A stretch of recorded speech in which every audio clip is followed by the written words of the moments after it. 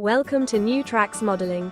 New Tracks provides unique mentoring opportunities to enhance your modeling skills by connecting with talented modelers and manufacturers from around the globe who generously share their knowledge and artistic expertise. Build your confidence, refine modeling techniques, and share your projects with a supportive community of fellow modelers, all while enjoying the world's most rewarding hobby. Join us every Wednesday at 7 p.m. Eastern on Zoom and YouTube for our free live program. Missed a program? No problem. Individual show segments are uploaded to YouTube for convenient on-demand viewing. Be sure to connect with the New Tracks community by joining the New Tracks Facebook page where you can interact with other modelers and see what they are modeling. Visit our website at www.newtracksmodeling.com, where you'll find information about upcoming events and the latest issue of our monthly newsletter, Observations. And now, here is the host of New Tracks Modeling, Tom Farrell. Good evening, and welcome to New Tracks Modeling, our live Zoom and YouTube show where mentors help modelers build. Founded by Jim Kello. Before we begin the show, a word from our sponsor, Brennan's Model Railroading. Tonight's New Tracks Modeling Meetup is sponsored by Brennan's Model Railroading. For over 25 years, Brennan's Model Railroading has been offering unique products focused on the O-scale market. Their flagship product, Brennan's Better Ballast, was an instant hit and continues to be the industry leader. The prototypical size and natural color blend of real crushed granite make it the choice for discerning modelers. Since then, Brennan's has developed a complementary line of natural ground cover materials. Brennan's also has craftsman kits that anyone can build. The complete photographically illustrated instructions assume you've never done this before, and explain in step-by-step detail how to create an outstanding model. The Frank Ellison Tribute series of kits are amazing additions to any layout. These kits take Frank Ellison's scratch-built iconic structures to a new level using modern methods and materials with Dennis Brennan's additional details and amazing instructions. See the complete line of products on the Brennan's Model Railroading website. Use the QR code to visit.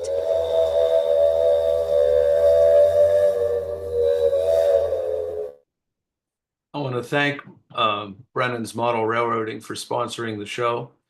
We don't have large expenses, but we do have expenses, so we do appreciate that. And we have an exciting program for you this evening, and I'm pleased to go over it with you here. We have returning with us Matt Woods. Matt Woods, as you may recall, basically provides museum quality techniques in scenery for dioramas and, of course, model railroads. His segment tonight is Trains and Terrain. We also have returning to the show the people from the Pacific Coast Region Convention coming up this March in San Luis Obispo, California. Joining us is Sydney George Betacola. And then our Martin Brechbiel, his Scratch Builders Corner, where he'll be doing part 2 of Donovan's repair and machine shop. Martin is a world-class scratch builder, and we appreciate everything he does for the show, and he's our observations editor. Also returning is Phil Edholm, who, in addition to being the production manager for the show, is going to show us his contest winner. He's also a master model builder. He won a national NMRA contest with this unique construction that utilizes 3D printing and acrylic modeling. And I think we're going to get into the acrylic this evening. And another long stalwart of our program, Steve Sherill. He's head of our narrow-minded segment, which is a focus on narrow gauge. He's going to give an overview of the Ranson, West Virginia Micro Madness meet that I personally drove 11 and a half hours to last weekend. And then I will have a presentation myself, scratch building a work caboose in ON30. And we'll have the closing. And then we'll feature yet another layout from the Pittsburgh National Model Railroad narrow gauge convention with our Phil Edholm. So as I said, our first segment is Matt Woods, but before we begin that segment, I would like to do a little promotion on our New Tracks Facebook page.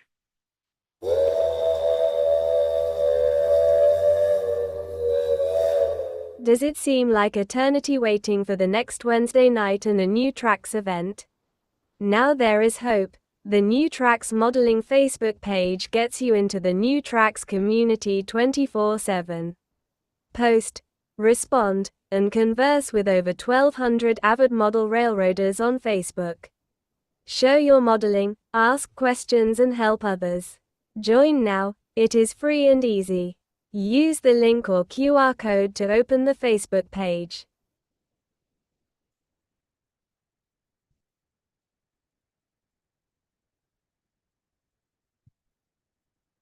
So first up is Matt Woods, as I said, his train and terrain segment. And I can't tell you how excited I am to have him return to the show. I mean, I see his work on the ON30 railroading page that I'm the administrator. And Matt just does, I'm not exaggerating, museum quality work, and he has a real eye for photography, composition, and I think if we continue to have him on here, you too can do these, learn these techniques. It's all about modeling. So with that intro, Matt, you're on. Thanks, Tom. Thanks for having me. Good evening to everyone. I have something a little bit different this evening that I want to present. I have kind of a smorgasbord of photos of my assorted modeling, but what I wanted to do was I wanted to also integrate some prototype photos into my presentation and kind of show people some of my inspirations and influences and kind of give you a better feel for what inspires me to do the modeling that I do. And I hope you enjoy this, and glad to have an opportunity to share my work.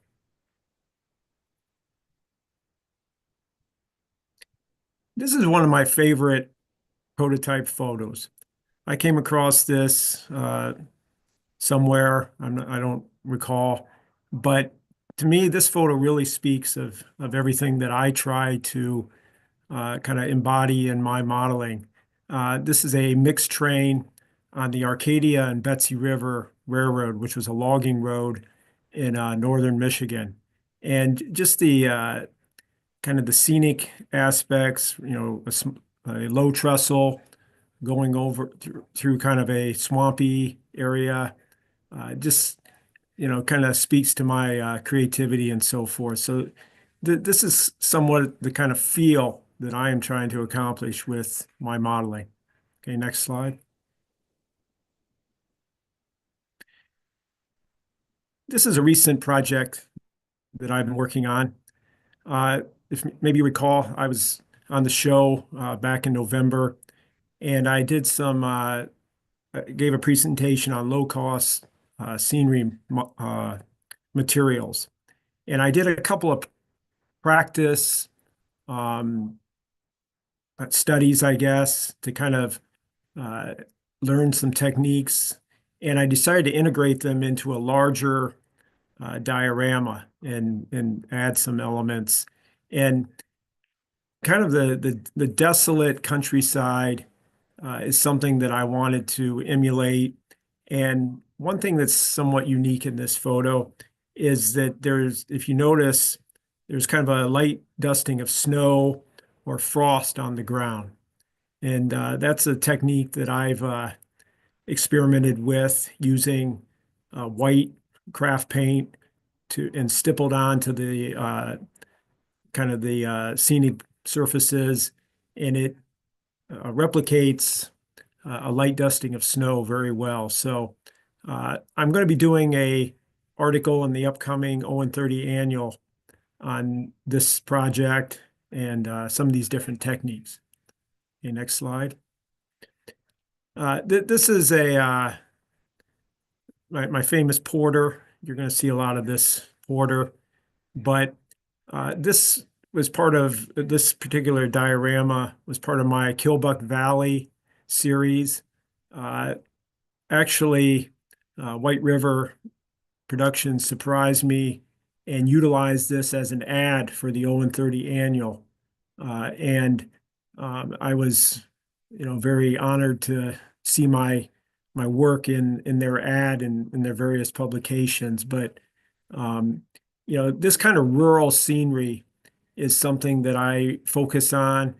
And here I've made a plowed field using a technique that I presented at the National Narrow Gauge Convention using foam, actually half-inch foam core to create a plowed field. So this is the type of elements that I really aspire to try to model.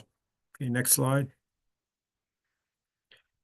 Here's another photo from that upcoming rural scenery using inexpensive materials article. And, like I said, I wanted to create a kind of a desolate landscape that had some typical rural elements to it. The passenger shelter in the foreground is very similar to the type you found on the Ohio River in Western, and it's actually made of cardstock. And behind the locomotive is a small Civil War era cemetery up on the hill, and that's made of cardstock also. So I'm hoping that people will find some of these techniques useful and interesting. Okay, next slide. This is a photo of a short train on my 0-30 micro layout called Hemlock Hill. And it's a 2x4 layout. And I normally model fall. And in this case, I decided to try something a little bit different and venture into spring with a little bit more green and kind of a fresher look. So this is just a short train going around one of the curves on this micro layout. And it's, just kind of a furthering of my Killbuck Valley concept, but at a different time of the year. So I use a lot of my kind of signature scenic elements, a lot of tufts and artificial steel wool for underbrush and so forth, and super trees, and using ballast collected from parking lots, sifted and getting the fine grit from the various dirt found around drains and storm sewers and so forth. Okay, next slide, please. This is one of my favorite narrow gauge locomotives. This is from the Lawndale Railroad, and this engine, I just really think that it yells out to be modeled in 0-30. Just the oversized cab and the small boiler, the small drivers, and this is actually just one of my favorite engines. Next. Here's a photo of my Porter again, but on my Old Mission waterfront module. This is a 2x4 diorama that has a waterfront, it has a large kind of bay or harbor scene with a lot of water. And the background is a photo that I took in northern Michigan. And the scene has about 4 or 5 different docks and just different waterfront structures. And I can interchange different boats and watercraft. And there's this siding that serves a couple of the industries on the back of the module. So in the last 0-30 annual, there was an article on this particular module. Okay, next slide, please. This is another prototype photo that kind of speaks to me. If anyone has ever been to Glen Haven, Michigan, right on Lake Michigan, there was a wealthy kind of entrepreneur who had a sawmill right on the Lake Michigan shoreline. And this particular locomotive was an engine that served his short line railroad for his various industries. And this locomotive was preserved in a park in Traverse City, right on the Grand Traverse Bay for a number of years. It was moved. It may actually be down at the Henry Ford or at Greenfield Village at this point. But I think this is an interesting photo. Next, please. Here's one of my moguls. With all my locomotives, all my Bachmann locomotives, I've replaced the cabs with the Banta wooden cabs. And this is a scene from, I have a module that's 2 foot by 6 foot that I call Antrim siding. And it's a kind of a proto-freelance scene of a northern Michigan lumber town. And there's a couple of stores and an elevator and station and a freight house and so forth. And I'm going to actually be doing an article for the next 0-30 annual on this particular module also. Okay, next, please. This is a location near where I live in Ohio. And this was on a short line railroad, actually the Ashland and Worcester Railroad that ran down through this deep valley that is very prone to flooding. And this feed mill was still standing up until just a few years ago. It was in pretty bad shape, but you can still see signs of the roadbed.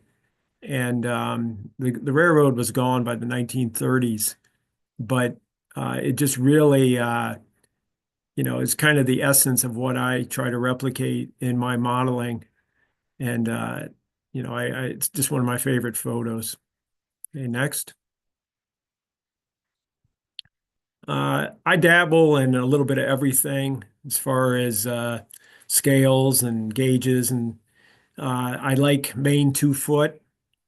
And this is a HO in 30 scene, kind of a replica of the Albion engine house, and somewhat a typical Maine 2 foot turntable, scratch built, and typical rail trucks, and so it's just a little diorama that I did a number of years ago, and just has a lot of different elements. I like rusty stuff, and this kind of demonstrates that type of thing.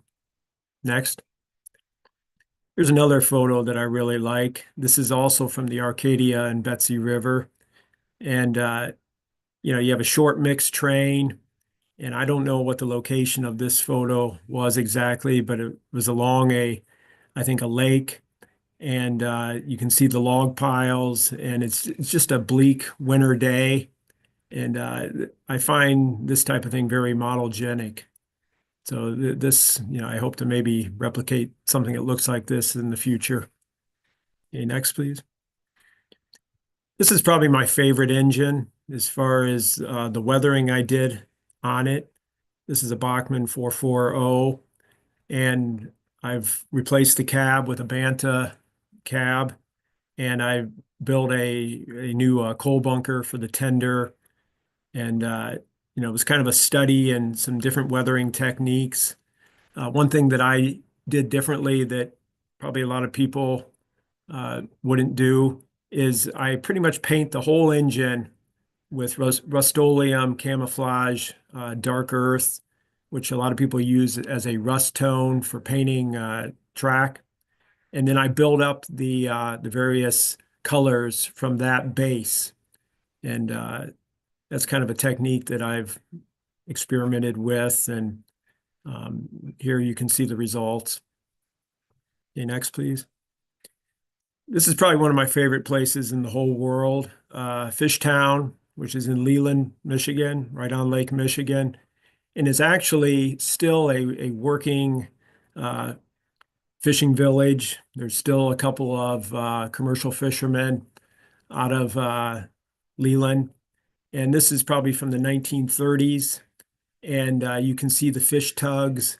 And some of those fish shacks, particularly on the left side, which would be the south side of the river, are still there. And if you ever get a chance to go there, it's just a unique step back in time, and definitely one of my favorite places. Next, please. Here's my mogul again. This is on a module that I built a number of years ago that unfortunately came to a kind of an unfortunate end, but I used a lot of China bristle brush fibers to create the grasses in the foreground, and some craft brooms and so forth to create this vegetation. So this is a scene that I like. That trestles scratch built. Next, please. This is an interesting photo. I spent a lot of time in northern Michigan, and I was very surprised to find out about 15 miles northwest of the lake that we go to, Higgins Lake, that the Pere Marquette had a branch that came down, a logging branch that came down to this small settlement called Stratford. And if you go to that area now, it's all forest, and you'd have no idea that this had existed at one point. But I thought this was a pretty cool photo, and I was happy to find that there were tracks that actually ran that close to Higgins Lake. So next photo. Here's my little porter again. This is a diorama that I did that has a low trestle and a couple of beaver ponds. That pile of sticks in front of the trestle is actually a beaver dam. And then below that is a pond. And then up on the other side of the trestle in the embankment is also a pond. And I did some experiments with making beaver lodges and the beaver dam. So this is kind of one of my favorite dioramas that I've done. Okay, next, please. This is a scene from my HO layout. This is really the only operating layout that I have as far as being able to actually run a number of trains. This was a layout that my dad and I built together over the years, and I've kind of taken it over, and it's going to be a Wheeling in Lake Erie, original Wheeling in Lake Erie themed layout. So I'm in the process of building. All the scenery is completed, and I just am working on detailing the scenery and making the scenes more prototypical to the Wheeling in Lake Erie. That was a very interesting railroad that ran from essentially Wheeling down in the coal mining area of southern Ohio all the way up to Huron, Ohio, where they had extensive ore docks on Lake Erie, and it went to Toledo also. So here's another shot, and this is a mic that was pretty close to the prototype that they had. And this is a shot in my yard. So I'm going to be extensively using a lot of super tree material for the backdrop, and I just devised an idea to actually add a coal mine in Tipple to the layout. So that's a new project for me to look forward to. Next. Here's a little HON3 diorama that I have. Little Fernaro and Carmelingo Plymouth, resin Plymouth, in an old Durango press snowplow there. So this is a engine house scene that I actually got the base at a train show, and I refurbished it and added some elements and thought it was pretty cool. So that was dabbling in HON3. Okay, next. This shot, kind of symbolizes what that Wheeling and Lake Erie layout is going to kind of be all about. This was after the nickel plate had taken over the Wheeling and Lake Erie, but this would have been a typical coal drag in the southern portion of the Wheeling and Lake Erie, double-headed Berkshires and a long coal drag. And it was all largely single track main. So it was definitely an interesting railroad running through the southern Ohio hills. Next. Excuse me. This is a scene on my micro layout, just a short mixed train. Excuse me. Yeah, like I said, this is a 2x4 micro layout, and it's a predominantly rural type scene. It has a flag stop station, and I build it in such a way that there is rock work all around the edges, all the way around. So it's just a basic oval of track.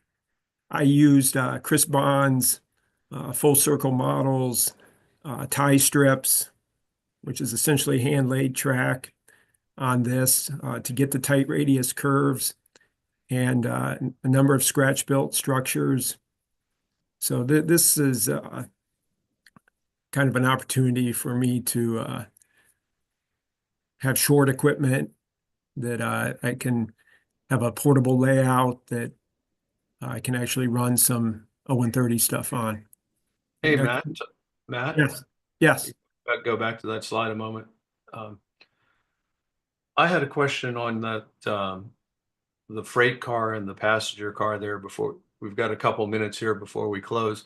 Are those scratch built or are they? The boxcar is scratch built, and the combine is a Mount Blue short combine with I put rolled roofing or kind of tar paper roofing made from construction paper on it, and I call it the Pink Lady. I painted it a pink color to represent kind of a very faded red, or I supposed that the railroad actually painted it pink to try to attract female traffic for shopping and so forth on the short line. Before we close this evening, does anybody have any questions for Matt on his modeling and? Yeah, Matt, this is Bob Gelmacher. I'm looking at the picture right now of that short train that you had. Are they about 18-foot cars, the Caboose? The Caboose or the combine is, yes. Combine. I think the boxcar is about 24 feet. Okay. Yeah, I think I just have a couple more slides if. I really like the detail on that tender also.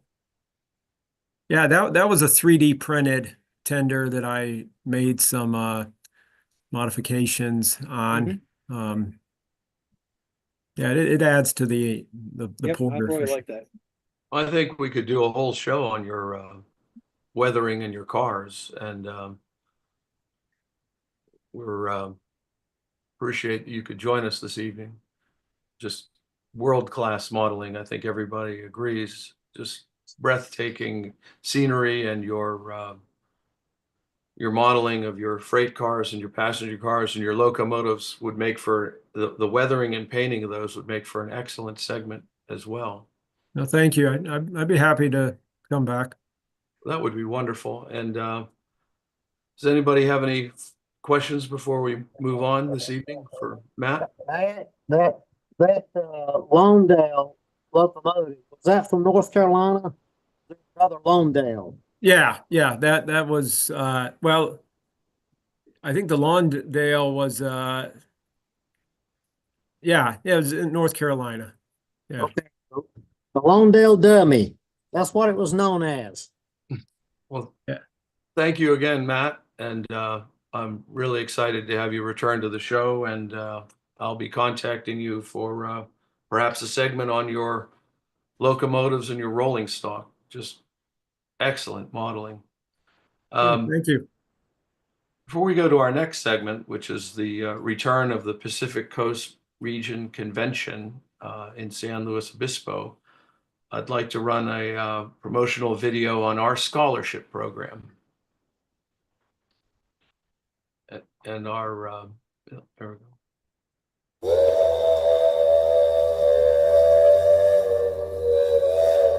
Are you a model railroader going to college in academic year 2025-26? If you are pursuing a STEAM degree, apply for the new Tracks Modeling Mentoring Scholarship. For the 2025-26 academic year, 3 $2,000 scholarships will be available. You can apply online at the QR code shown or on the New Tracks Modeling website.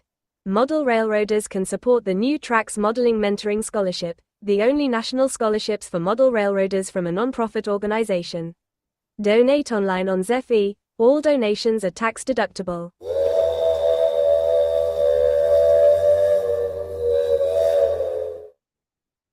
Our founder, Jim Kello, still an active participant. I must speak to Jim nearly every day. The scholarship is a very important vehicle that we want to use to bring youth into the hobby. And it's a very successful program. And if you can afford to make a donation, we would appreciate it. Next up is a return, part 2 of the Pacific Coast Region Convention 2025. This is a show that's going to be held in San Luis Obispo, California, this March 27th and 30th.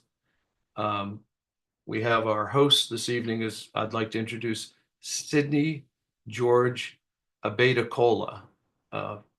And Sydney, you're on. Or Bruce. I see Bruce. Do I see Sydney? There's Sydney.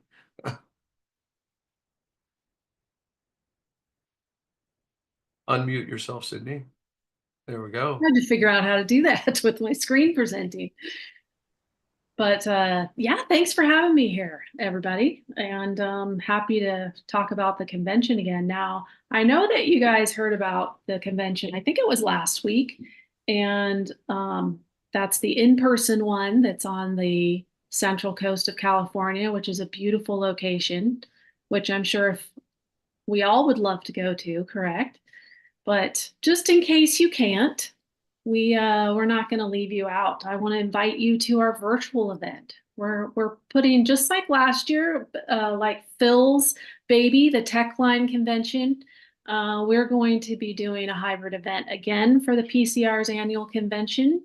And that means that there's an in-person event and a virtual option available as well. So I want to rest assured that this is not going to be just a bunch of videos like you can get. You can just sit in front of YouTube and do that if you just want to watch train videos, right?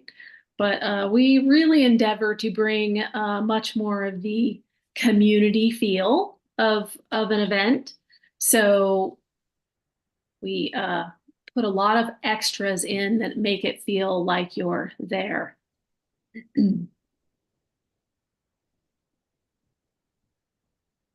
So what we're offering is 3 full days of clinics. That's 8:30 to 9:30 p.m. Pacific time with a opening in the afternoon where our in-person people go do excursions and things. But we have some extra content for our virtual audience. And we also will be recording our virtual event so that if you miss anything like those evening ones, if you're on the East Coast, right, you may not want to be staying up till whatever time, midnight or whatever it is there. So I get that. So you can watch the recordings if you guys miss something that you really wanted to see. So, and then there's also an extra clinic every afternoon. We put a clinic in the middle for some extra content, and which leaves our afternoons free for the extra, almost like being there type content that we're trying to bring you guys. Like the modular tour. So our in-person convention will have a modular layout set up by a group or 2 groups. And we're going to be giving a model layout tour with hopefully getting one of the owners of the modules there to tour us around and tell us about the group and maybe tell us a little bit about some of the modules. So who doesn't love a layout tour, right? We're also going to be doing a tour of the contest room. And that's always fun to see. And I think it's something that I would be most interested in if I were looking at attending a virtual convention of somewhere outside of my region. It would be really fun just to kind of see the types of modeling projects that people are working on and the craft projects like I have here. This is a needlepoint on the left here by Terry Rosenbauer. And we have all kinds of stuff that show up. Little tiny things like upper right was a teeny tiny little cute little blue thing. And then you've got Paul Deese's flat car there. So contest room, we're gonna get a tour around in there and talk with our contest room manager for that. And then, yeah, you're even gonna get a virtual excursion, guys. So the Railroads of California's Central Coast. It's a program produced for us by TSG Multimedia, and we will be bringing all of you along and showing you all the great railroading activities in the Central Coast. All of it, maybe most of it, a lot. I don't know if it's all. I have to put that disclaimer in there, but it's a great video. So that'll be fun. So you don't miss out on an excursion being at the virtual event. So, and then clinics. I know, boring slide with a bunch of little words and text all over it. But I put this list here to show you guys and give you a feel of the variety of the clinics that we're offering. We've got tech-focused clinics, how-to clinics, layout and layout design clinics, local rail history presentations, and a double clinic called The Most Fun You've Ever Had Model Railroading. And in particular, that one is extra special. I'm helping the guys put that clinic together. And it's, if you're new to operations, you want to know more, you want to get to know about operations that feature a large variety of jobs, then this is the clinic for you with lots of Q&A time. So they even said they're going to give us tips and advice on finding op sessions and the important part, getting invited back. So that'll be really exciting. And, you know, most folks are pretty happy with the experience. This is some of the feedback we got from last year's tech line. And Phil ran a great convention last year and really supported the virtual side of the event. And we had a great time. Steve Sherill, who's on today, he was at the event. We had a great time. We even got an impromptu layout tour of Steve's layout. So you never know the kind of fun that you're going to have. But that doesn't say, though, that nothing's going to replace actually being at an event. And we highly recommend that you go to any event that's anywhere near you. Most of you know, if you can go to an event, you're going to try to get there because it's a lot of fun, you know.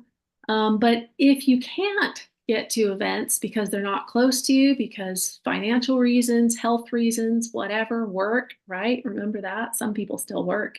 We're not going to leave you feeling left out. So we're going to give you an option so you can be included as well. There's a whole community of us online between the different live YouTuber shows like this one, right? And the community around that.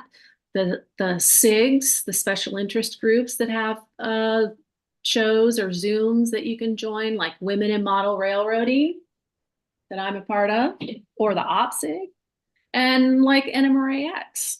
And so we have a good time talking trains and modeling. And I invite you to try out our virtual community at the PCR convention. And we're going to make that super easy for you guys by giving you a discount code even that gives you $10 off your virtual ticket. And that means that's just $30 for 3 days of model railroading fun and checking out what a West Coast convention is like, meeting some new people, bringing some new people into your virtual community of model railroaders.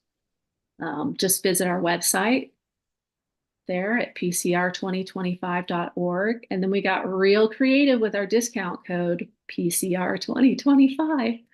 So use that code, guys, and get $10 off. And I really hope you join us, try it out. I mean, $30 can't go wrong. So thank you. Sydney, I want to thank you. You know, for $30 is almost inconsequential for all the value that you've presented this evening, between getting a look at the contest rooms, the virtual tours, just the ride along with the real train. I mean, I can't think of a better value in model railroading than this right now. And just want to thank you, the two of you, Bruce and Sydney and Phil. I'm familiar with San Luis Obispo in California, having spent about a third of my life out there. If you can make the trip, it's a beautiful area of the country. But if you can't, take advantage of the virtual tour. It looks... Yeah, we're going to try to give people a taste of the Central Coast of California if you can't get there. So it's gorgeous. Yeah. Well, we'd like to invite you back maybe a week before the show, just one more your show. Yeah, I might have some more in-depth information about some of the clinics and stuff. I can tell you a little more about those if I come back. So I'd be happy to do that. All right. Well, I'll coordinate with the two of you, and really appreciate you coming on this evening. Before we let Bruce and Sydney go, does anyone have any specific questions for them? Hopefully I covered it all, guys. It was very comprehensive last week and this week, but excellent program, and we'll have you on a week before your convention. Great. Thanks so much. Okay. Our next segment is Scratch Builder's Corner by our Martin Brechbiel, and he's going to be doing Donovan's Repair and Machine Shop Part 2. But before he comes on, we have a promotional video that we'd like to show on the Observations newsletter.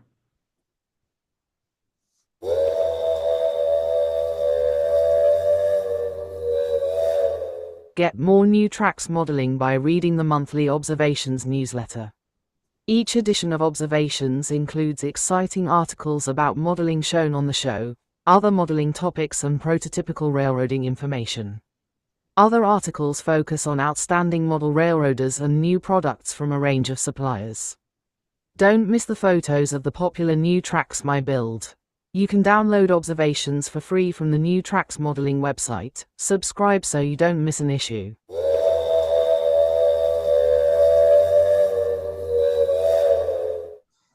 Before Martin comes on, I want to say a few words about the newsletter. First off, our newsletter has over 8,000 subscribers. It's one of the largest. It has more subscribers than some of the railroad magazines. And Martin is doing such a spectacular job with this. It's of magazine quality now. And we urge our viewers, not only the live Zoom people, but the YouTubers, to submit articles, photographs of their work, and we can feature you in the newsletter, and perhaps if you're game, eventually on our program here, New Tracks Live. But fortunate Martin put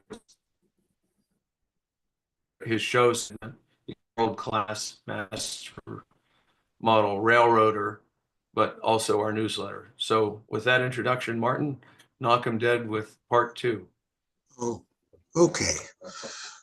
Time for a small conflagration and knocking people dead. Okay. Let's see if we can do that. Haven't done that in a few thousand years. Okay, so wherever we were, you can come right in and we'll keep going. I think last time we had walls. I had 4 walls and they need to be put together. And we're going to jump right forward and have those assembled. It's, you have 4 walls, just putting together, that's a box. It's fairly straightforward. And there's what you get. Okay, so that's a little more complicated than 4 walls just being thrown together, but not really. It's just a lot of 3/16 inch square balsa stock all around the inside. And I did this for a couple of reasons. One, there's some bracing because it gets a little high on the roof line and needed to be kept in place and square. And it's also to give locations for some of the glue on the roof to actually adhere to the roof sheathing. And particularly in this little valley here where things are going to join up. I just want to have basswood hanging in space and waiting for glue to hopefully hold it all together. Corners, these are the 3 32nd corners that were on the sides last week. And I just tacked this all together initially with goo on that horrible green, horrible yellow-brown stuff that everybody doesn't like to use. The old Hobsco's glue, which became Walther's goo, which is still around. Tack that down with a layer of that on the end grain of the wood, and then some CA on the other surface, and tack it together, and that pretty much holds it together without too much difficulty. The reinforcing is just to keep some of the floppier parts of the clapboard from being floppy. The ones around the bottom, all those pieces at the bottom, that's not so much bracing as it is cleats, because this is going to actually go onto a little piece of, I don't know, it's plywood or masonite. We'll find out. I don't remember what I used. It's sitting right over here, but I can't tell. Nope, can't really tell. So we'll find out. I'll rediscover it and we'll learn what it is. So you can just see you can see the back of the inside, all the doors. Like I said last week, doors are just a piece of 1/32 basswood of some sort, either scribed or not. This might have been scribed on both sides, actually. You can, or you used to be able to get scribed on both sides, 16th inch basswood from Kapler. I don't know if they still sell it or not. It's a wonderful thing to have when you want to have both sides exposed to and be visible. I just happen to have a scrap of it, and I just made the door out of it. But there's a cleat here at the top, and there was one at the bottom which holds this in place. So the door just lays in there. And another view from the same thing, so you can see it better. I didn't sand this very well, but it doesn't really matter because it's all going to be covered up. And then you can see, this is how I built that the large back door you saw last week. It's just a piece of basswood on the inside of the wall framing with the cutout, and then you just build the door up from a blank piece of basswood. Okay, so we have the 4 sides together. We have a box with a peculiar roof line. So we're going to put on the roof. Fancy that. Okay, so it's just 1/32 sheet passwood. Just glue this all up, edge glue it. You can see right here, this is not one piece of wood. This was two. It's all glued up. There's various scraps. I keep all the scraps of this stuff in one of the boxes on my workbench, because you never know when you need a piece that's, well, you can get 4-inch wide, but when you need 5-inch wide, well, you have to make it. So, or 6-inch wide.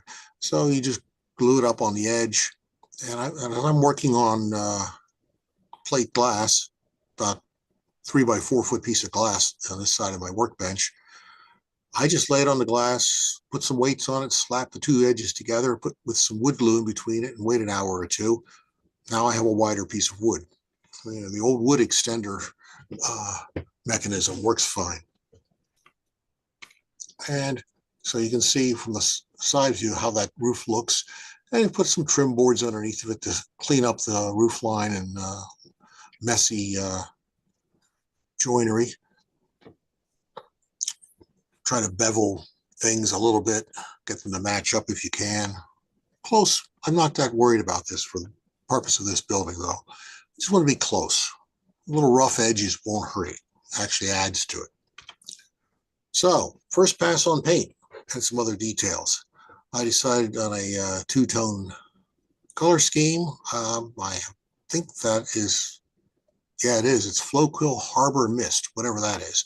It's gray. And some sort of, I think, Southern Pacific freight car brown, which is actually more red than brown. You know, it's paint, names of paint. They can be almost anything and not look anything like what they say they are.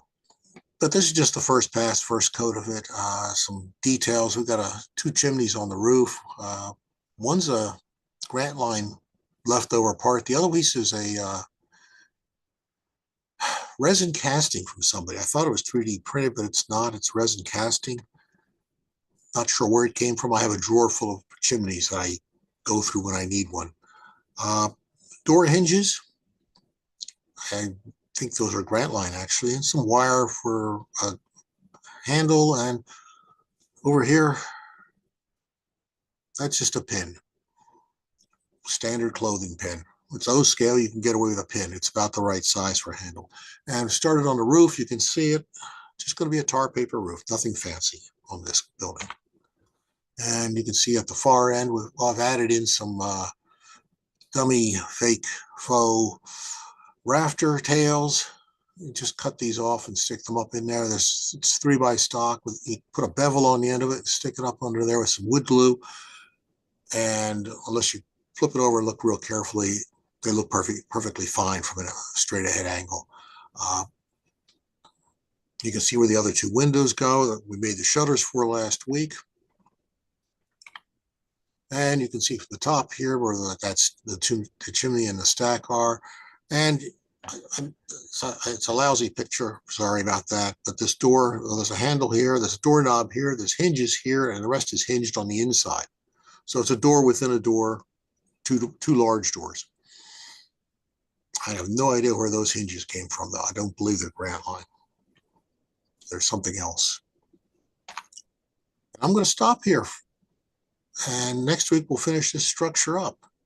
It's going to take a lot of stuff to do because I'm looking at it over here about 3 feet from me, and it looks a lot different than that last picture. So we'll come back to it in a week. Is that true, Tom?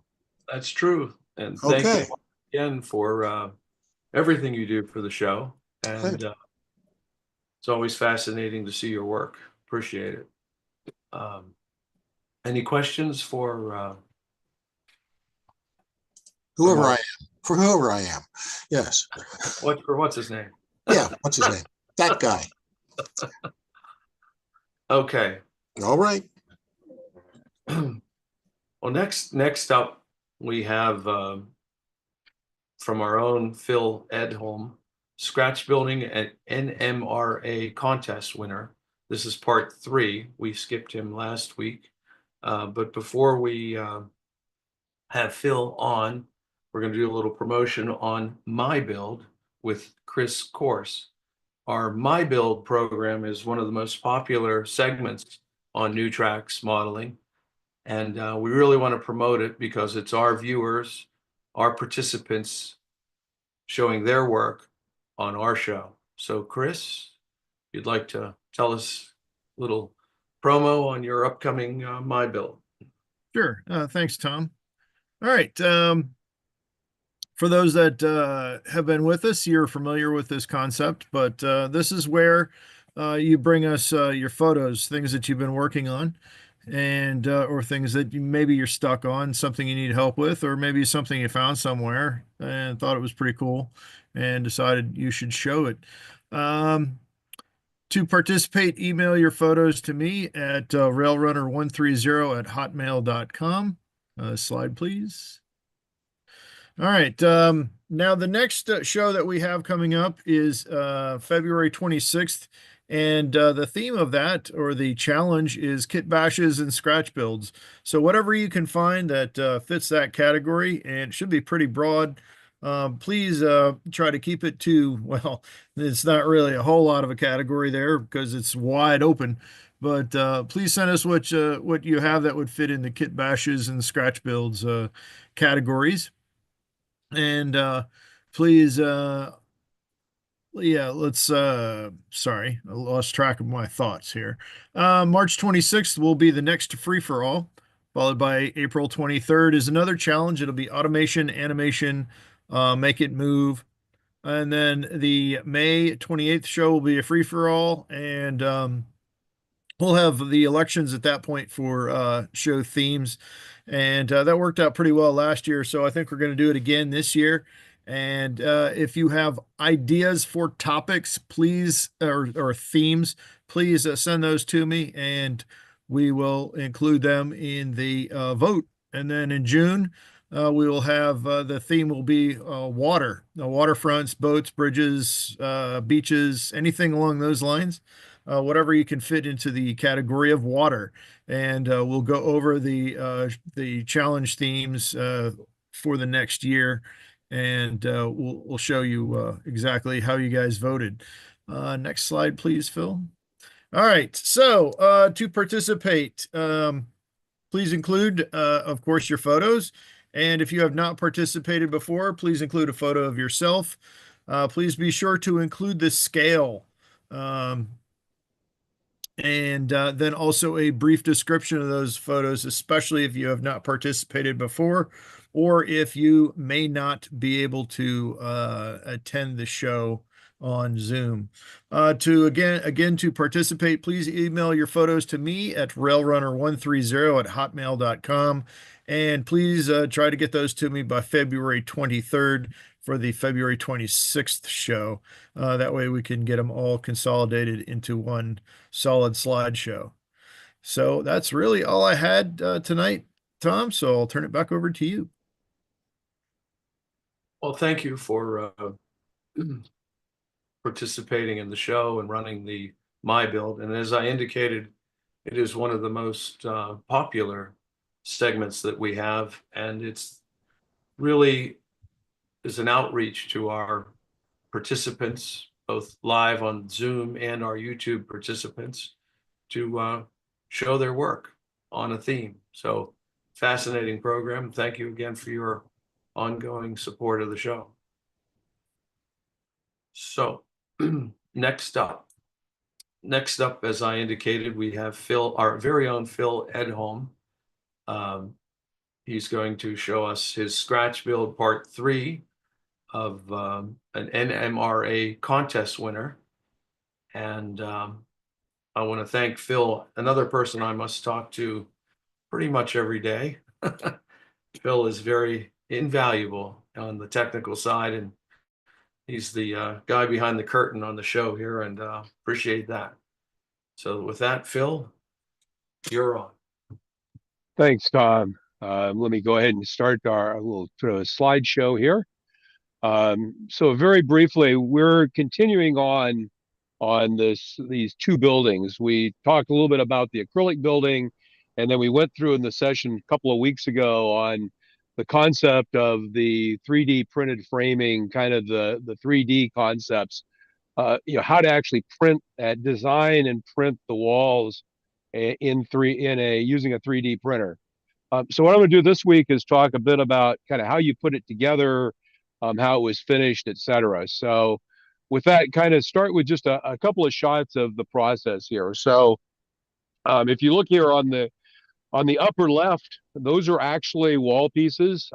Because the print bed, as I said, was 8x8, it turns out that when you look at the upper wall there, you actually could not print that as a single piece. So that's actually divided down the middle.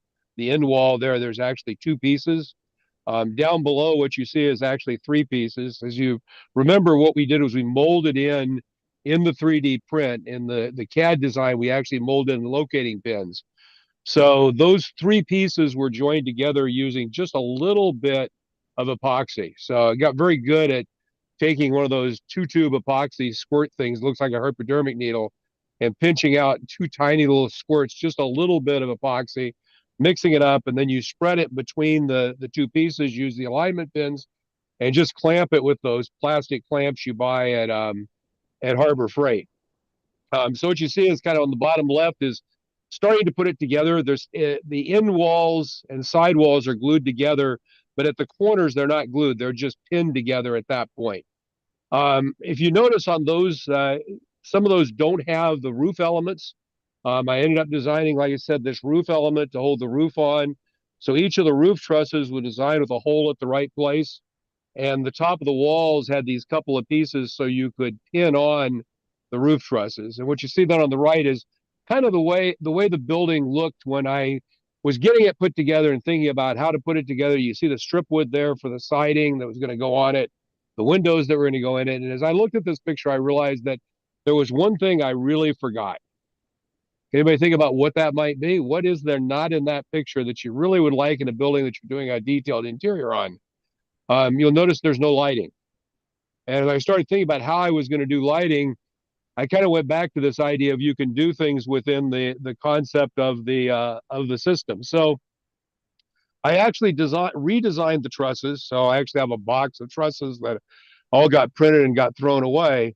The trusses were redesigned, as you see on the upper left there, that included a extension to put a light fixture in. You can see on the bottom left there, these are those $10, $12 for 10 O-scale light fixtures you get from We Honest I think on eBay. And they were actually designed with holes to go through them. And then you'll notice that there are two brass rods, and the brass rods are designed to feed from either side of the building. So basically the building's designed, I kind of like this concept of you put plus on one side of the building, minus on the other side, and then as you go across that, you provide power. So each of the lights, as you can kind of see there in the bottom right picture, each of the lights is wired up and soldered on to one of the two brass rods. And then, of course, after they were all finished, it actually looks very much like a real wall.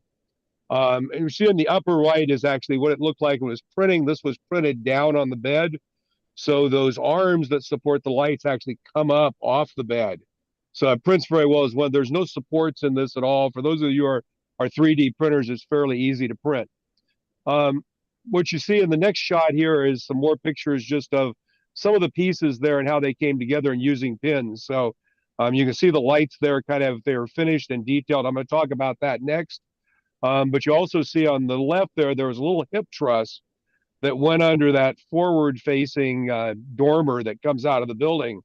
That was actually built and printed as a separate piece. And again, you see the idea of using pins that pin that in. As the lower left, it's actually pinned into the trusses on either side. And that piece is actually not glued in place. It's just pinned in place and held in that position by the pins and the straddling of the joist that's in between. The other thing I did was also did a small, and this actually is the beginning of doing something that's maybe smaller framing. This is the office. So what you see on the upper left is the 3D printed framing. And then you see that with individual wood boards glued on to represent the walls. And then you can kind of see it installed in the lower right and from the outside. So kind of a nice way to build an office. When you look at it from the outside, it looks very much like raw, unpainted wood, redwood that is aged. And on the inside, if you kind of look down at the bottom right, it's actually painted kind of a greenish, a bluish green on the interior. So it kind of gives it a real contrast to the wood tones. So next, let me talk about texture and coloring. The G was so good it had to drop a line. So one of the key challenges I got into with this was when I got done printing it, how do you actually turn that into something that looks like it would be a wood model that was built up out of wood and was natural? And what that requires is that you obviously have to have the plastic look like the wood. So I'm going to walk through the steps that I use to do that. And some of these techniques I think are usable in a lot of different ways. So the first thing is, if you look at the plastic's smooth. When you print on a filament printer, as the layers print up, you actually get some level of kind of grooving on the sides between the layers. They're actually not completely flat. There's a little bit rounded. This was printed, I think, 0.12 millimeters. So there's a little bit there between the boards, but on the sides, that's actually what faces into the building that you're going to see. It's just flat plastic.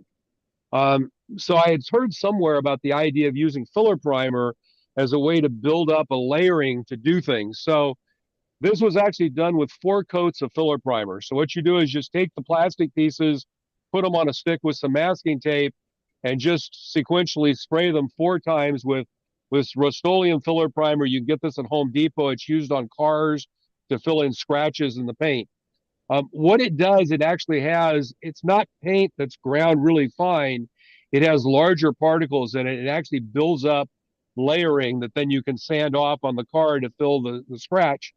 But what's beautiful on the models is if you put 4 layers on, you now have enough paint buildup on there that if you use a razor saw, you can actually scrape across it and create wood grain. So what you see there in that kind of center picture, the wood grain there is actually that filler primer being scraped away with a jeweler's saw. So that was basically how the wood grain was done. Obviously, that was done, for example, on this piece before the brass rods were put in. The one in the center there is one of the trusses that you're actually seeing. So then the next step was finish painting. So what I looked at was I wanted to recreate something that looked like redwood. So if you've lived in places where there's redwood, obviously in California and especially in the Central Coast, redwood was the predominant building material. There was a lot of redwood up in the hills. Redwood, if you leave it out in the sun, it turns gray. If it's inside the building, it kind of turns a darker red, kind of a little reddish brown. It doesn't actually get gray. The gray comes from UV exposure. Inside a building, you don't have that UV exposure. So what I was trying to do was create in the boards, and I actually did these boards all separately, a wood look that would have that variation you would have in natural redwood. So that was done with brown and mahogany shoe dyes with alcohol. One of the things I did a number of years ago was went on Amazon and bought about 10 or 12 different bottles of shoe dye, pretty reasonably priced, mixed those up with alcohol, put them in mason jars with a piece of wood on the top stained with what's in the jar. You now have basically a palette of colors that you can mix to create any color you want. So it's actually a good way to do wood staining and fairly inexpensive. Obviously, you could use one of the commercial products just as well, and they're very good. So then once I had the wood done, the question was, how do you get the framing to match? But I wanted to have that reference colors on the wood before I started on the plastic. I actually tried spray painting it with dark colors, with some really light colors, and doing some dry brushing. And what I ended up coming up to was using this paint from Rust-Oleum called Caramel. And it's actually, you see it there on the right. It's a kind of lightish brown, had that reddish brown base tint that I wanted for what the wood was going to look like in the end. So essentially, after the wood was sprayed with the filler primer, scraped to give you the wood graining, it was then sprayed with this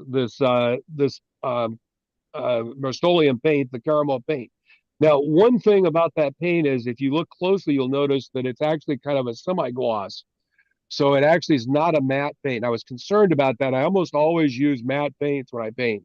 because I really don't like the idea of that reflective color on it. It turns out because there was enough dry brushing on this, it really didn't come through on the final model. So after painting the base color, basically started dry brushing. And what you can see are the colors I used for dry brushing. There were 4 Vallejo colors. I started with the Vallejo wood, fairly heavy to give it that bit darker. Then a lighter of the Vallejo mahogany and golden oak. A little bit overall with Vallejo light brown to kind of tone it down a little bit. And then I used some brown and mud craft paints as well. The one hint here is I'm not an artist. I'm an engineer. I'm very much on the engineering side of the scales. I am not a great dry brusher, but I happen to see on somewhere these Army Painter dry brush sets, and I think I paid $19 or $20 for a 4-brush set, and find that they do a really good job. And you can pick different sizes depending on what you're doing and the size of the piece you're working on. And if I combine those brushes with using a paper towel to wipe the brush out on, I've actually had pretty good results with dry brushing. So essentially everything was dry brushed after it was painted with a caramel. Then once that was done, and that, by the way, you only have to worry about the 3 interior sides. The outside of the framing where the wall is going to glue to, you don't have to really worry about it at all. You definitely don't need to put the filler primer on it. And you really don't need to worry about much in terms of painting on it, because what it's going to get on it, in this case, it got a simply they're 1x8s, Northeastern lumber 1x8s. They were all stained, as you saw before. Then once they were put in place, they were all put in place individually. They were then washed with black ink, and alcohol on the outside to give them a little bit darker appearance. And then they were dry brushed with just tube acrylic white, the bright white acrylic paint from Michaels. And then after that, dry brushed for effect. So you did a little bit of dry brushing after the dry brushing, did a little bit of rubbing them with a wire brush. One of the things you notice on the picture on the upper right is that I went back and put in nail holes. I think an O-scale nail holes actually add to the model because they make it look more real. Quite frankly, they're probably a little oversized for the scale, but in terms of people looking at it, those nail holes actually, I think, add to the realism that people see. So what you see then down on the bottom is the walls were all finished completely to the white and through all the stages of the wire brushing without being assembled. And then the walls were assembled, as you see on the bottom left, and glued together on the ends again, glued with epoxy. Don't have to worry too much about how they look at the corners, because the corners are going to get a trim piece on the outside to block it over. And then that basically then comes together into the model. So the next stage was putting the floor in. So as you saw earlier, the base of this building is a piece of masonite. The building is actually designed to come down over the masonite with a siding. So the masonite actually represents part of the building, the bottom of the building from the perspective of how it would look. The flooring is just scribe siding, scribe material. Again, I think it's Northeastern. It was basically, one of the things that's nice about this, it was epoxied onto the masonite. And you do that by mixing the epoxy and spreading it out very thin, not as dots, but as a smooth, thin overall. You want to cover almost all the wood on this. And then it was glued down and weighted onto the underlying wood. The nice thing about doing that is once you've glued down the scribe siding onto an underlying surface, you can now go back with an X-Acto knife over the scribes and cut them deeper. And that actually, scribe siding, if you buy, 1/32 or 1/16 scribe siding, the scribe lines are fairly shallow because if they go too deep, they'll start cracking the wood.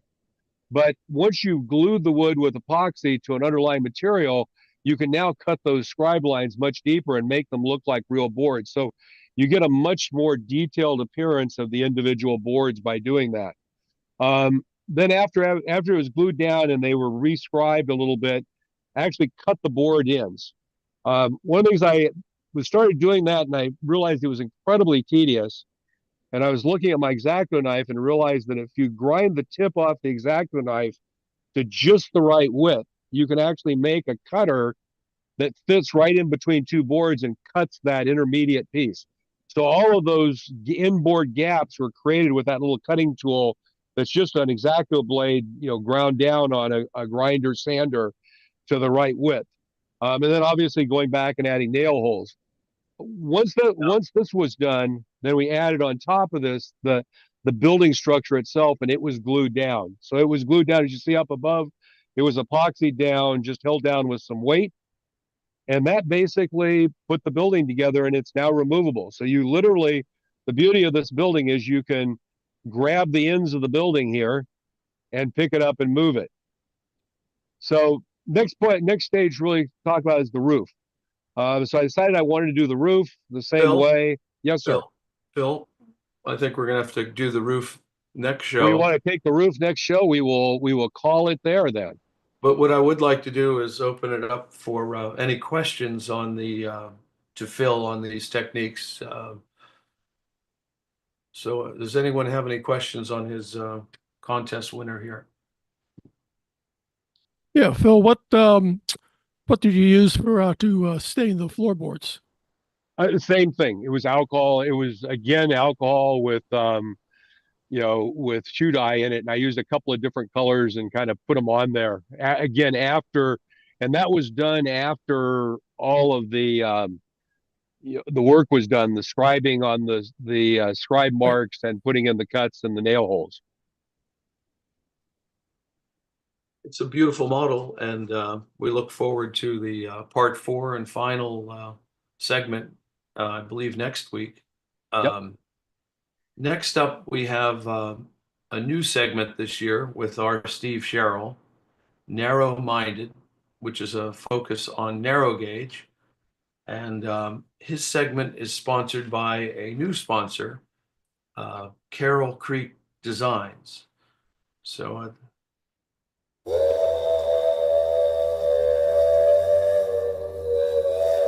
Carroll Creek Design Group is an innovative new model railroad supplier with products for all scales. The Carroll Creek team uses advanced processes, including resin and filament 3D printing and laser engraving and cutting. These tools enable us to produce a range of products. We produce different rolling stock and motive power models in multiple scales. We are narrow-minded and focus on narrow gauge and unique backwards models. We have a great selection of ON30, ON18 and HON3 products. Our product range includes complete kits, ready-to-run models, and detail parts. In addition to our products, we are available for custom design, 3D printing, and laser cutting. See our products on our webpage at the QR code. We look forward to meeting you.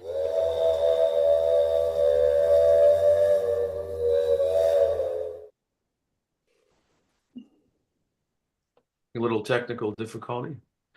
Well, as I indicated, our next segment is Narrow-Minded by Steve Sherill, and he's going to talk about the Ranson, West Virginia Micro Madness meet that I personally drove out 11 and a half hours. It was such an enjoyable show to see everybody. And Steve, if you will. Thank you, Tom. On January 18th, we had a Micro Madness meet in Ranson, West Virginia. And we had approximately 60 attendees and almost 30 micro layouts. The layout sizes range from 2 by 4 feet down to a 12-inch circle. Do we have any of the pictures, the slides? I can run it from my, I don't know Okay. whether Phil had a crash or something. Oh, okay. I don't know. Hold on. No, Just a it moment. was on the 18th and was in Ranson, West Virginia. Here, I got it. And if you see, Ranson is very near Harpers Ferry historic area. And so it's about 60 miles from Washington and 60 miles from Baltimore, Maryland. We had easy access, and the price was right. Everything was free as far as admission. We did accept donation. We had food that was provided, and we had just lots of good fun. Show one of the slides, please. As you can see, the crowd is right there, and it was so thick, there was hardly even, you could see from one side of the room to the other. You can see one of the small micro layouts right there. Bobby Van Zandt here in the lower right-hand corner has got one that turns on a Lazy Susan, and that was 0-30. You can see the room is just filled with other micro modules. And this was early in the day, by the way, maybe 10 o'clock, 9 o'clock in the morning. We had the room and it was set up with some of the vendors brought their own tables because they had layouts that were set up and made for specific locations. As you see, the one in the back by Andy Root, who came from Bloomington, Indiana with Tom. He created this setting. In the back there, you can see it. There's Bob. Right here, he came from the green shirt. He came from Upper New York State. Several people there were fairly local, but most of them came from at least 30 to 40 miles away. It was, here are some of the new tracks attendees we might recognize. We actually had 4 more. There's Art Bloomer from New York, excuse me, from New Jersey. George Sarah from up in EVT country. And Aaron Loyat, I think he's from Pennsylvania also. And there's an ON18 micro layout that Art is building. And that was about 2 by 3 or something like that. Here's what I was talking about. Andy Root, who came from Bloomington, created this setting. And what is unique about it is, of course, he used some old containers to make, it look like wine containers, I believe. Maybe Tom can help me on that. I'm not really sure. He used wine cases, old wine cases. Yeah, right. And it was a magnificent bridge all the way across the front. But what attracted me was the cleanliness of how he cut the styrofoam in the curves for the radius. I thought that was very unique. You can see some other micros behind them. There's Kevin McCumber, Cody Fisher from Delaware. That's a Z scale he's working on right there. Next to it is an ON30, I believe. And so if you go to the next one. Here I am with Andy Root. There's Tommy Middleton from up in Harrisburg. Les Davis in the back with the shiny forehead. He's not here, so I can say that. But Les did a lot of 3D printing for detail parts. He probably had 150 different detail parts. And he also does image printing to make figures. Next, please. All right, here is an aerial view of Art Bloomer's railroad. You can see that they're very simply done. They're not extravagant. They rely a lot on the scenery to carry the scenes, and he did a very nice job on this.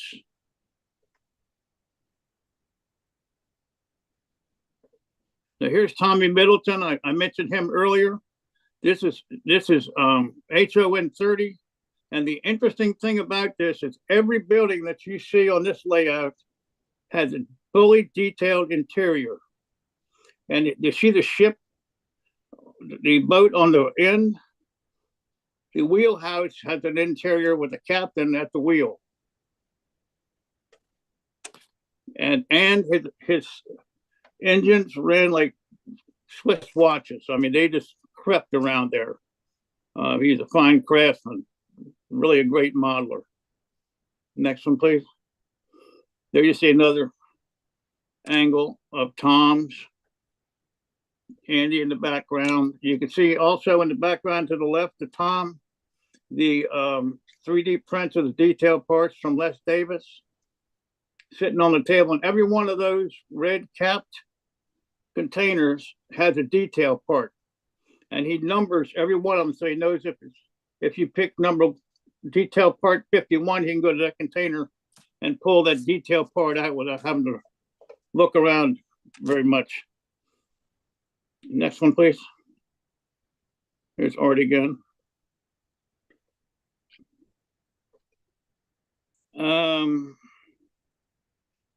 I'm not quite sure who this one is. Can anybody help me on that one? I can't remember, but it was unique. Yeah. Yeah. It was very nicely done, though. Very nicely done. They Yeah, were all, even if they were in the planning stages, where they just had the track going around, were really nice. You know, we learned something from every single one of them. And what was nice about it was there were small groups gathered around one of the micro layouts, and they would be talking. So they would have conversations about something that interested them. So to me, that was the great thing about this meet. There is David Smith, a micro that he made, but Cody Fisher had bought this. Interesting thing about this is the switch controls are in the top of the lower left-hand building. Instead of vents, those are switch controls.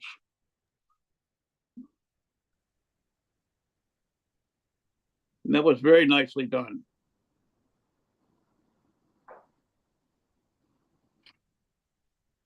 And there's Cody Fisher working again on a Z scale. There were actually three Z scale layouts there. And I was very surprised that we had that many really small scales. Now, this is Matt Shabaro. That's him behind his module, excuse me, micro layout. And this layout was very unique. Everything here was a scrap of something. You can't believe what he has done with different parts of different things. I mean, he told me what they were, and you have to see this to believe what he did. He created this futuristic, I thought it was, and he runs 2 trains at a time on it in scale. And he's also written a book. In the second printing, a small layout you can build. And so he was there. You can see some of the pieces of the stuff that he's made.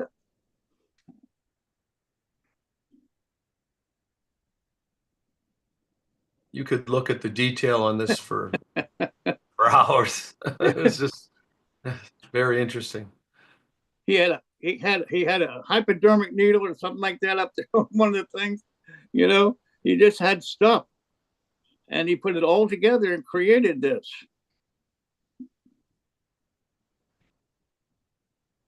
Yeah, John Weigel. He got 0 and 30, and some 0 and 18 stuff to sell there. There's Matt again. And of course, I couldn't have done this without Carroll Creek. Ryan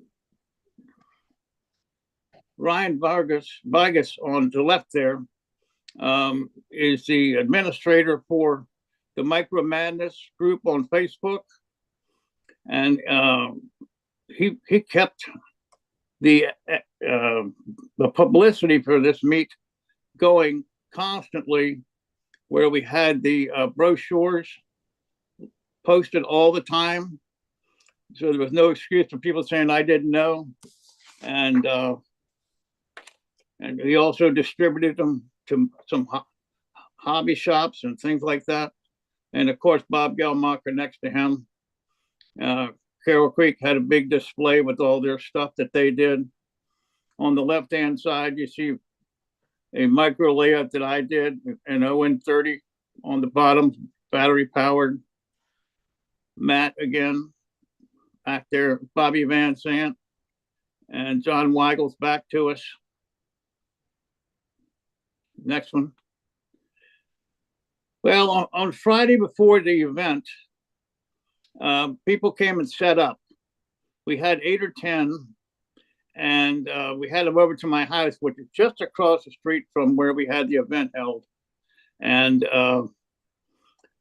my wife made some dinner for everybody. And then we went out to the layout, and, you know, and so here's a picture of someone that went over. Now, this is Steve Bittinger's G-scale layout. He's, of course, presented this mine that he built on new tracks. This is an outdoor layout, indoor and outdoor layout. Indoor, and he models the Western Maryland in G-scale. Everything is prototype there. He comes from a railroad background. One of his relatives actually owned this coal company in Pennsylvania, and that's why he called it the Cormany Coal Company. What's interesting is all these G-scale buildings on his layout actually have to hold up to rain, snow, heat, all 4 seasons. It's a dead rail layout, so he's not concerned with the cleanliness of the top of the rails. It's just a magnificent layout, indoor and outdoor. It's just amazing. Go ahead with another, yeah.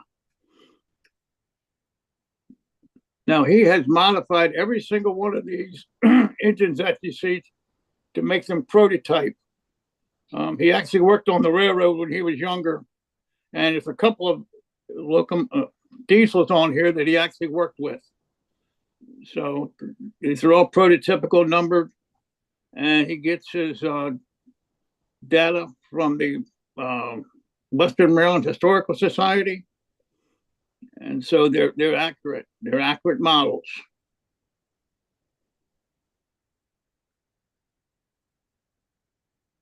Now that's outside when we had the snow, of course. We had like 8 inches of snow a couple of days before. It was 45 degrees the day of the picture here. Thank goodness for that.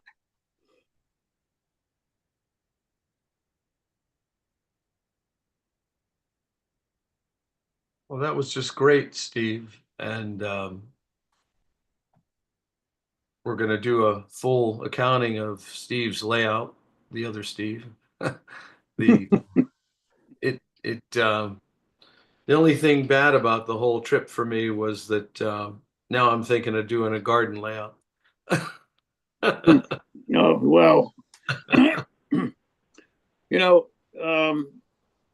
as a result of having this meet, Micro Madness, which is on a Facebook group, has now doubled its size. So we went from a little over 100 to now almost 200 members. So, you know, you get a lot out of these meets. You don't realize who you're inviting, who's going to show up. I had a guy come wandering in with a brochure like this. He came, and I said, I knew we'd never do him. And I said, can I help you? He said, yeah, I got this brochure, and I just wanted to come to see what it was all about. And he was just walking around, talking, and I don't know whether he really got interested or not.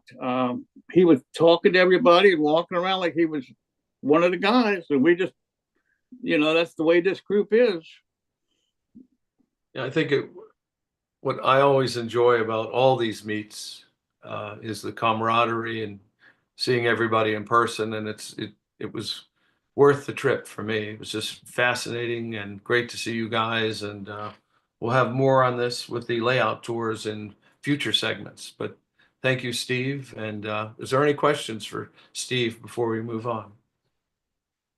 Well, not a question, but just to let everyone know that we are going to be doing it again. So we will try to make this an annual event.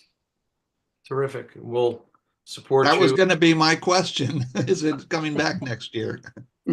Of course, we'll support you on New Tracks and on the Facebook pages that I run. So just excellent show. And Steve, thank you for your wife and that excellent dinner. That soup she made was terrific. Well, one other thing, there was a picture of my daughter who's 28 years old. And when I started these meets about the year 2000, she was only 4 or 5 years old, I think. And at the end, when I stopped in 2010, she used to work the table as a teenager.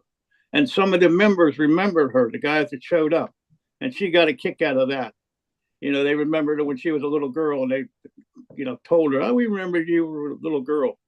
So. Well, she was there to support it as well. Well, thank you again for the presentation, and we'll see you again on Narrow Minded. Okay. The next presentation is actually on the Rustic, Buff, and Old Gothic Railroad, my ON30 railroad, and I'm going to demonstrate scratch building a work caboose. But before I present that, I'd like to run the New Tracks donation video.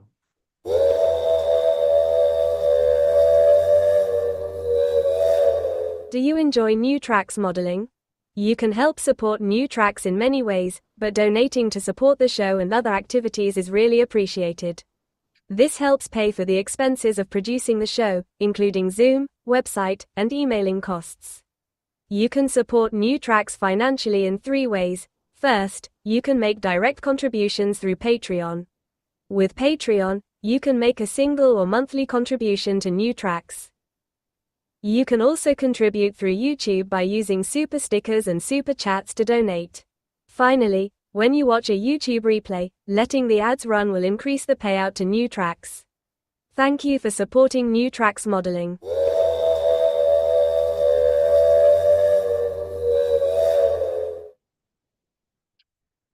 Again, we have relatively low costs, but there are production costs and fees to be paid. And I also encourage you to donate again to the scholarship. That's key to this whole organization. So next up is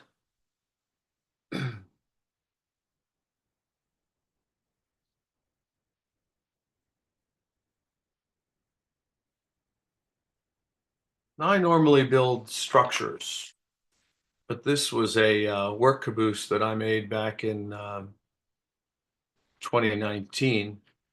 And I have featured it before, but this is a little more comprehensive. It's a total scratch build, more or less, and I hope you enjoy it. That is a sepia photo of the finished working caboose. I'm going to show you how I made it, and we'll just start. I started with a Bachmann freight car underframe. These frames are available in black plastic or in oxide red. They're actually sold without couplers or trucks, and they are discontinued, but a quick check online with model railroad suppliers and on eBay shows that they're readily available. I've seen them as low as $19 for a package, I think, of 3, as much as 30, but they're still around. It just gives you a jump start on a scratch build. So the first step I did was basically to box the outside with a basswood, a 2x8 basswood. So I wood grained it, and then I stained it, and then I super glued it onto the perimeter of the frame.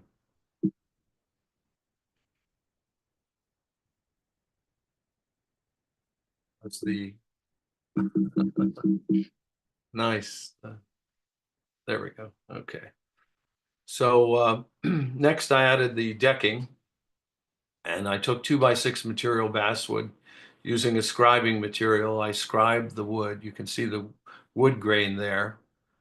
And I had it slightly overhang the each side of the frame off the edges. And I used 3 or 4 different colors, these hunter line stains, so that I would have some randomness to the decking.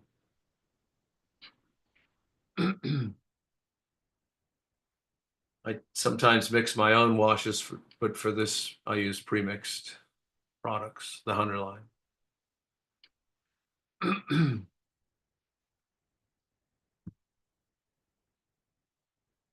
So using a square, because I didn't want run out, I glued them on one at a time. Since I'm gluing wood to plastic, I used cyanoacrylate. Next, I moved on to moving the cabin portion of the car. There's a little bit of flex in this frame. In fact, it was warped. So I went to the trouble of putting in 1/8 inch aircraft grade plywood for the center of the car to take that flex out. So basically I put super glue on the structure below and pressed this 1/8 inch flooring onto the frame, take that bow out of this model. And then it was like building a structure. I used Grant line windows. I just used a square and make sure everything was parallel and perpendicular. I used more of the stain. This is just a commercial siding from Mount Albert. It's like just a board type siding. Everything again was glued with cyanoacrylate. This really follows how I build structures. This is 1/4 inch material. This is extremely fragile up here. There's not much material. So I put a piece of plywood behind this. 1/8 inch or 16th inch plywood. I was afraid if you picked it up later, it would snap. And I couldn't really put that 1/4 inch material here because there wasn't sufficient height.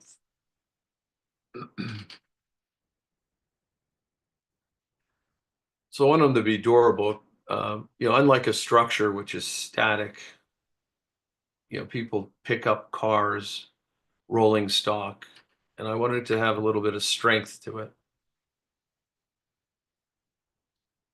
To get the height of it, I took a Bachmann car and measured the height at approximately 18 feet high. Doesn't sound right. On the interior, like on my structures, I painted it with flat black because I wasn't going to detail the inside. So if you looked in, I didn't want you to see anything. I credit Jason Jensen of Jason Jensen Trains for making me switch to the craft paints. And the craft flat black is the flattest of flat paints. The Grant line windows and doors were all cyanoacrylated in place. At this stage, they're just painted some military Tamiya green that I frequently use. They haven't been weathered. Next up, the windows, or the roof, excuse me. So I took a roof from a Bachmann Caboose, and I scraped off all these details. I removed these these walking boards on the roof. I removed all the detail, just like with a chisel blade. And then I made a razor saw cut because I needed to shorten the length of this roof. I could have used 040 styrene, but I had this roof in my parts bin and I thought I'd just use it. I did have to extend it a little bit, so I did use 040 filler material on the end here, and using plastic solvent, it just, as they say, welded this two styrenes together. I didn't really have to worry about filling it because I'm putting this roofing paper on it. It was an 18-foot offset cupola caboose, not the height. Yeah, okay. This was the most tedious portion of the build, was putting in these little wooden pieces to hold the roof walk. If I had to do this again, I would make them out of styrene. But I got away with it. I super glued them in place. This paper, incidentally, this roofing is an old Paper Creek product. I have a master. They're no longer in business. I simply put it on my printer, hit copy color, and it gives me basically an infinite supply. Again, they're no longer available. Next, the end railings. I made these out of brass. They could have been made out of styrene. They could have been made out of wood, but then they would be very fragile. And as I say, rolling stock is handled, picked up. So I made a jig out of balsa wood, and I cut these pieces on my little table saw. And then I sanded them with my disc sander. And then I put flux on there and just soldered them up. And with a file, I filed this excess solder away. You can't even see the solder anymore. And then I sprayed it black with a flat black. Now I've got a very stout railing system. So I primed them because they're metal. I primed them with a rattle can of gray, and then I airbrushed them. I didn't actually airbrush them. I used rattle can charcoal black. There's the railing in place, and I've rusted it with various colors, acrylic paints and things, and I've weathered this door. Probably went a little overboard on this window. Might have to pop that out and put a new one in. But you can see it's very rustic. The wood graining and the rust, it's very strong. And there's a side view. This is a Grant Line plastic styrene piece. These are Grant Line windows. I painted them green to match the doors, and then I wanted the framing to be a different color. This is also a Grant Line detail.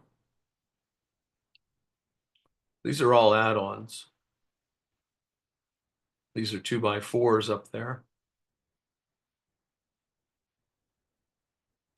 There's the right-hand side view. I have ladders on either side. I think I went back and put some boards here so they could walk across. I have to see. There's all the decking in place. See the randomness and the colors and the wood graining. The wood graining is crucial if you want a nice realistic look. Otherwise, it's just smooth sanded board, which would be non-prototypical. I wanted to illustrate that there was a little rust going on from this, quote, metal roof. So I put a little rusting here.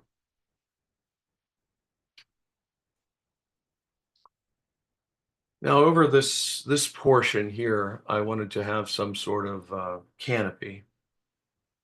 And I wanted a structure to hold this canvas canopy. So again, I turned to this brass material. It's solid brass. And I cut it and sanded it to fit, made a little jig. And as before, I just sanded it, fluxed it, soldered off, or sanded or filed off the solder. And it's a very strong little piece when you're all done.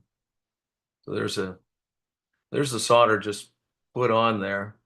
It's just sanded flush. It takes no time at all with a file to remove that excess solder. Well, there's the frame painted much like the end frame, and then these are commercial castings that I placed onto it is a working caboose, so I wanted work benches on there. I painted this up. These are cast metal. I'm not sure who I got them from. I needed a support for the end here, and I wanted a wind block. So I made a bookcase, is what it looks like. Then I put a trash can here. Excuse me. Now, the problem with using this metal pewter casting is it was so heavy that the car listed to the left or listed to a side. So I put this trash can in here and I filled it with tungsten weights from Pinewood Derby cars.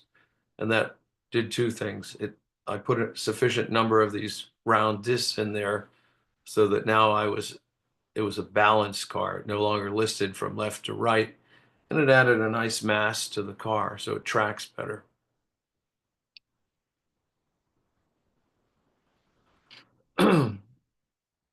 I needed to come up with some sort of canopy material. I went to Hobby Lobby and I found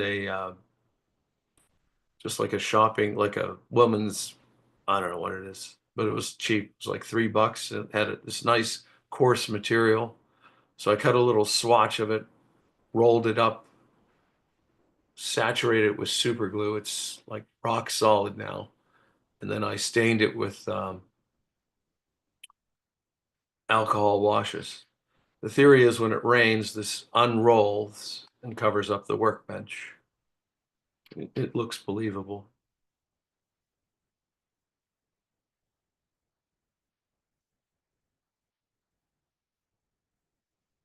This is the underside of the work caboose. This is the Bachmann carriage. I just hit all the details that they had on there with rust materials.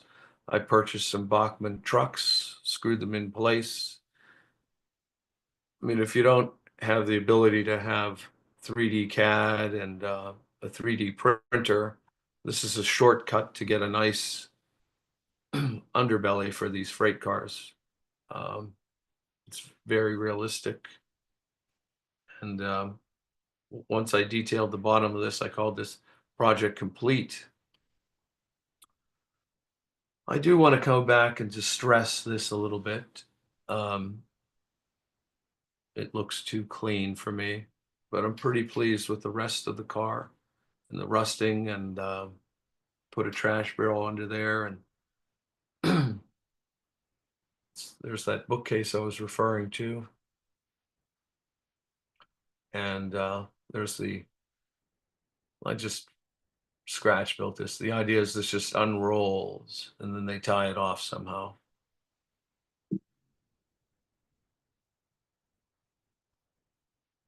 So, hold on a second. So that's the finished car. And again, I'm gonna go back and just stress this a little bit. It's a little too neat for me. But it was an interesting project for someone who normally doesn't scratch build rolling stock.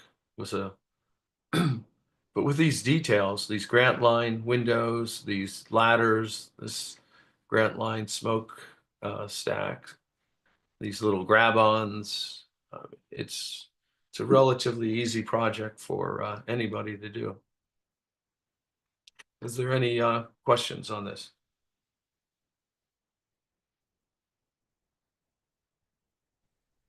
Did you weight the interior of the cabin? No, just the the trash cans were filled with tungsten.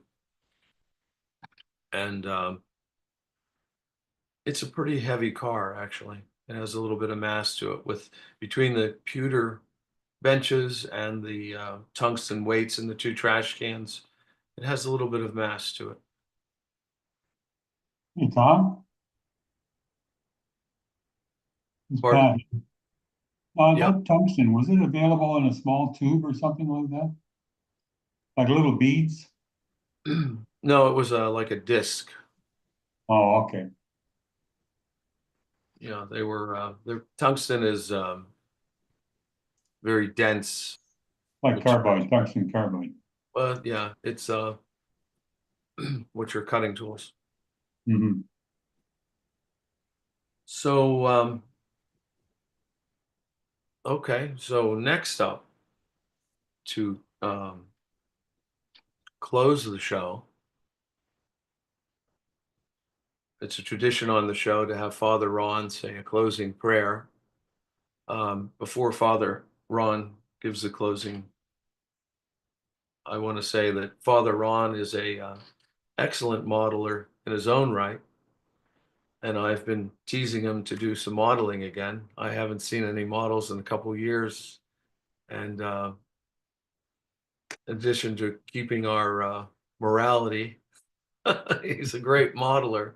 And I invite you, Father Ron, to showcase some of your work in a future show. And after Father Ron's closing, we will have our Caboose, which is I think we have 2 or 3 more Pittsburgh narrow gauge layout tour layouts left. Phil will narrate the layout tour, and with that, Father Ron, if you will. Oh God, as we create and miniature the world around us, may we marvel at the beauty and genius which created the world and instilled in us a portion of your great knowledge and wisdom. Give success to the work of our hands, O God. Amen. Thank you, Father Ron. It's appreciated. And I'll be in touch. yeah. And Phil, if you will.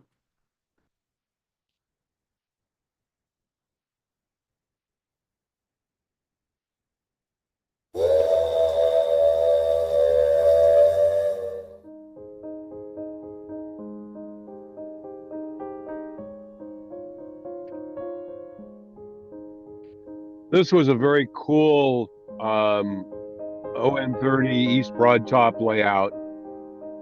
It was actually the models that was actually built in a house, and the owner and his wife lived across the street, and they were using the garage space in the house. When the house came up for sale, they bought the house to keep the garage, and he got a layout space. So it was a really nicely done layout, fairly large. Call it the living room layout. And it's, as you saw earlier, it's East Broad Top and Pennsylvania railroading, obviously being in Pittsburgh.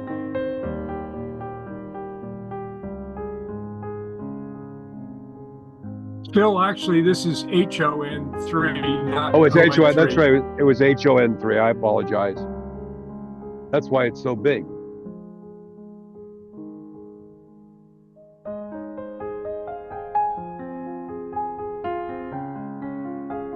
Yes, I had a conversation with the owner and a laugh that the steam locomotives are actually Denver and Rio Grande Western locomotives. He says, because that's all he could find in HON3.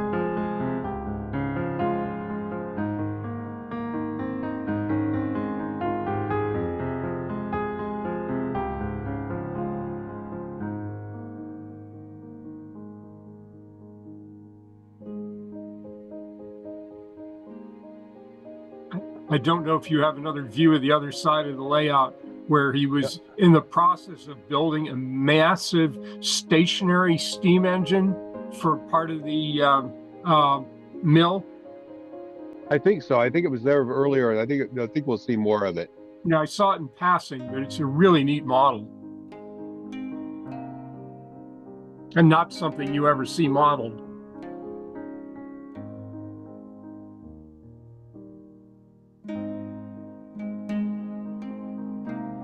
And then they do operate. I thought his drawers here were very nice.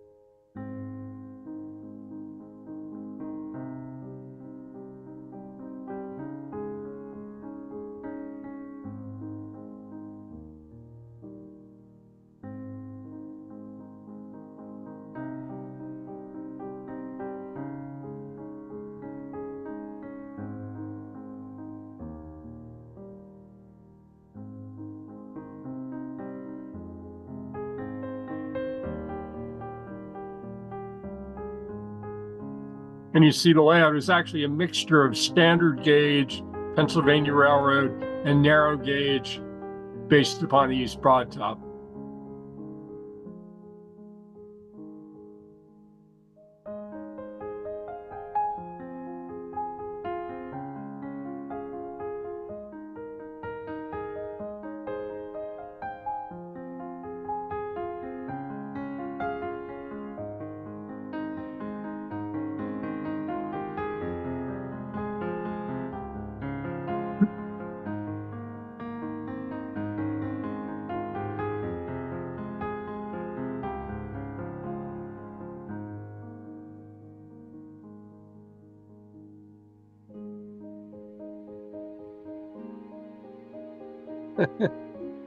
Oops.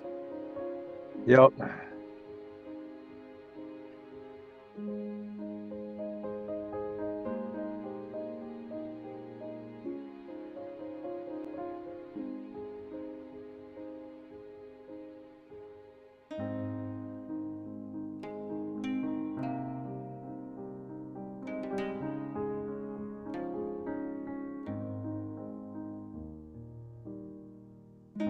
Morgan. Yeah. You're welcome.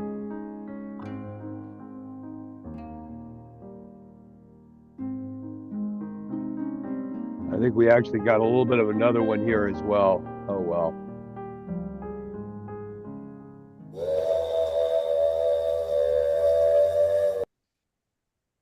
Thank you, Phil. You're welcome. And I think we've got a couple videos left. Yep. Well, that, folks, is the conclusion of New Tracks modeling this evening. And I want to thank all of our presenters this evening. And then I want to thank everyone that assists behind the scenes to put this on. It's not a one-man show. And I encourage you to participate in New Tracks, either through submissions in our observations newsletter or in the show itself. And we'll see you next time. I've got some exciting manufacturers that are going to present. I'm not sure it's going to be next week or 2 weeks from now, but I have Bachman that is going to come on. And another major manufacturer or two in the near future as well. So as Jim Kello, our founder, used to say, tell your friends about us. We want to grow this to we're in the thousands. Our newsletter, as I said, has 8,000 subscribers. Let's see if we can get new tracks up in those numbers as well. Have a good evening, and thank you again for watching.